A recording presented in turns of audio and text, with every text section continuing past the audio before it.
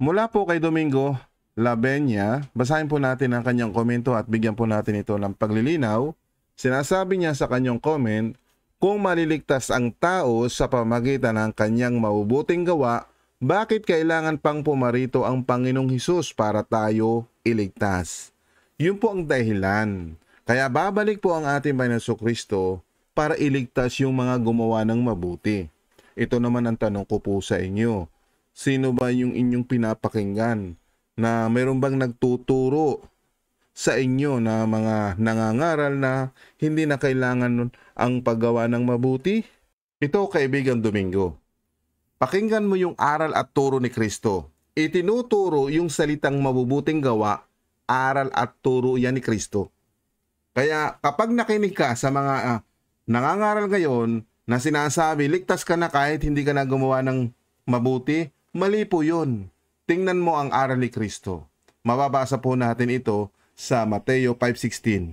Mismo ang ating Panginoon Kristo nagsasalita. Basahin mo o basahin natin ito. Ganon din ang dapat ninyong gawin, pagliwanagin ninyo ang inyong ilaw sa mga tao upang makita nila ang mabubuting gawa ninyo at pupurihin nila ang inyong amang nasa langit. Kapag gumawa ka ng kabutihan, pag ipinapakita mo ito sa mga taong walang pananampalataya, malinaw po ba? Kaya kung sinasabi po ninyo, ang tanong, sino ba ang napakinggang mong aral na yung salitang mabubuting gawa ay hindi na kailangan? Kaya nga sinasabi ni Jesus, yan po, pagliwanagin ninyo ang inyong ilaw sa mga tao.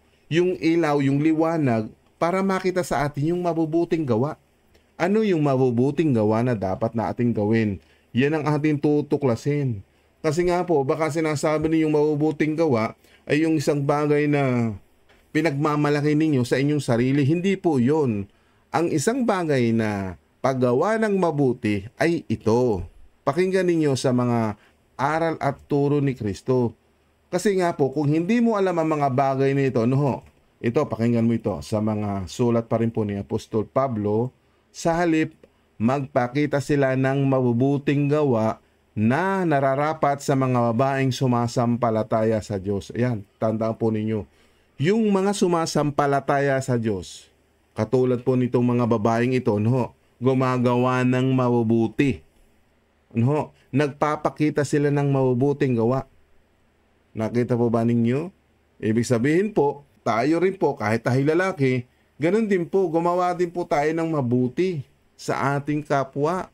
O ituloy natin sa chapter 5 verse 10. O sa unang Timoteo pa rin po tayo magbasa. Kilala sa paggawa ng mabuti gaya ng maayos na pagpapalaki ng mga anak.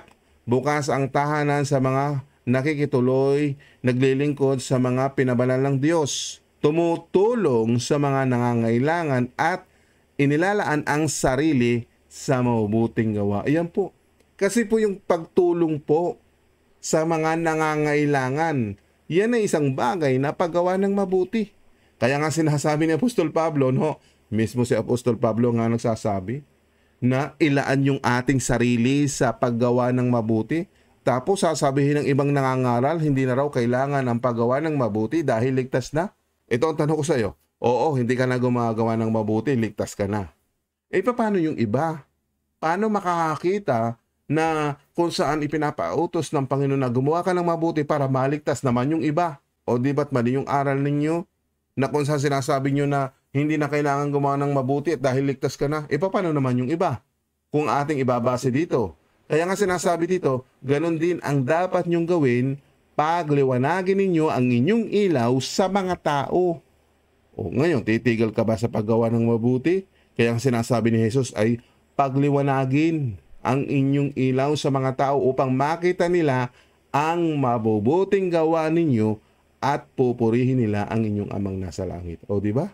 Paano sila makakapagpuri kung wala kang ginagawang mabuti sa kanila? Yun ang sinasabi po ninyo. Kayo ay nagiging makasarili kung sinasabi nyo sa inyong sarili na hindi ka nagagawa ng mabuti dahil ligtas ka na. Yan ang makasarili. Pero sinasabi ni Kristo, yan, pagliwanagin ninyo ang inyong ilaw sa mga tao upang makita nila ang mabubuting gawa ninyo at pupurihin nila ang inyong amang nasa langit. Di ba't napakalinaw? Kaya maling aral yung sinasabi nila na hindi na kailangan gumawa ng mabuti dahil ligtas na, yan po ay makasarili. Pero dito sa mga aral ni Kristo, magpapakita ka ng kabutihan sa iyong kapwa. O, di ba? O ngayon, pati po sa mga babae, itinuturo ito ni Apostol Pablo. Masahin natin ito para makita ninyo yung paliwan ni Apostol Pablo.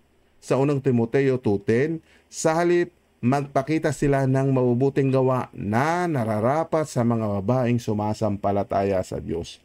Kaya nga po, yung mga sumasampalataya sa Diyos, gumawa ka ng mabuti.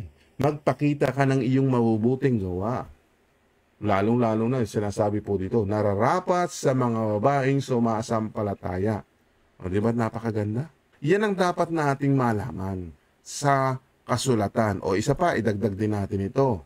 Kilala sa paggawa ng mabuti gaya ng maayos na pagpapalaki ng mga anak, bukas ang tahanan sa mga nakikituloy, naglilingkod sa mga pinabanal ng Diyos, tumutulong sa mga nangangailangan, at inilalaan ang sarili sa mabubuting gawa. Yan. Tapos sasabihin ninyo hindi na kailangan ang gumawa ng mabuti dahil ligtas na. Kaya nga sinasabi po dito, no, inilalaan niya yung sarili sa paggawa ng mabuti. Tumutulong sa mga nangangailangan. Kung ikaw ay hindi gagawa ng mabuti, sinasabi mong ligtas ka na. Ibig sabihin wala kang pakinabang. Kasi ayaw mong gumawa ng mabuti. Ang sinasabi ng kasulatan, yan. Maglingkod ka sa mga pinabanal, tumulong sa mga nangangailangan, ilaan ang sarili. Ano ba yung salitang ilaan ang sarili sa mabuting gawa? O di ba? Ibig sabihin pag inilaan mo, magbibigay ka ng panahon. Hindi ka titigil sa paggawa ng mabuti, magpapatuloy sa paggawa ng mabuti. O di ba? O pasinin natin itong talatang ito. Magpatuloy tayo sa paggawa ng mabuti. Ano sabi po dito, no? Makatarungan ng Diyos at hindi niya magagawang kalimutan ang inyong mabubuting gawa at ang mga pagmamahal na ipinakita ninyo sa Kanya at patuloy na ipinapakita sa pamagitan ng pagtulong sa mga kapwa pinabanal ng Diyos. Yan po, magpatuloy po tayo sa paggawa ng mabuti, ipakita sa pamagitan ng pagtulong sa kapwa, lalong-lalo na po doon sa mga naglilingkod sa Diyos, yung sinasabi po ditong pinabanal ng Diyos. Yun po yung ang paggawa ng mabuti yan, no? Hindi niya magagawang kalimutan ng inyong mabubuting gawa. Kaya nga po, maliligtas ka kasi hindi ka lilimutan ng inyong mabubuting gawa. Kayo, titigil na ba sa paggawa ng mabuti? Ngayon, kung tumigil ka sa paggawa ng mabuti, ikaw ang kalilimutan ng Panginoon dahil hindi ka gumagawa ng mabuti. Yung pong nagpapatuloy na gumawa ng mabuti, iyon ang hindi makakalimutan ng Diyos. O ito pa isa pa para maging malinaw sa atin. Unang Pedro 4:19, kaya kayong nagtitiis ngayon dahil ito ang kalooban ng Diyos para sa inyo ay magpatuloy sa paggawa ng mabuti. Malinaw po dito, magpatuloy po tayo sa paggawa ng mabuti dahil iyan ang ipinapagawa ng Diyos. Tapos sasabihin ninyo, kaya nga paparito si Kristo para iligtas yung gumagawa ng mabuti. Pero kung hindi ka nagagawa ng mabuti, hindi ka ililigtas. O di ba? Kaya nga babalik si Kristo para iligtas yung mga gumawa ng mabuti. Kung ibabase po natin dito sa mga sulat ni Pedro 4:19. Muli natin basahin. Kaya kayong nagtitiis ngayon dahil ito ang kalooban ng Diyos para sa inyo ay magpatuloy sa paggawa ng mabuti. Ipagkatiwala ninyo ang sarili ninyo sa Diyos na lumikha sa inyo dahil hindi niya kayo pababayaan. Yan po yun.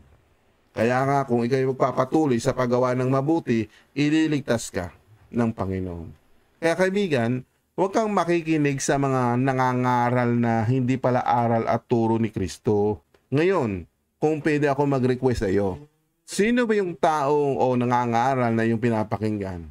Ibigay mo yung link dito sa comment section at bibigyan natin ito ng reaction video. Tingnan natin kung aral at turo ni Kristo o hindi. Kung napatunayan natin aral at turo ni Kristo, pakinggan natin siya. Pero pag napatunayan natin na hindi pala aral ni Kristo, ililigaw ka niya at mapapahamak lang ang iyong kaluluwa. Kaya dapat magbasa-basa po tayo ng kasulatan nang hindi tayo mailigaw. Katulad po nito, magpapatuloy pala tayo sa paggawa ng mabuti.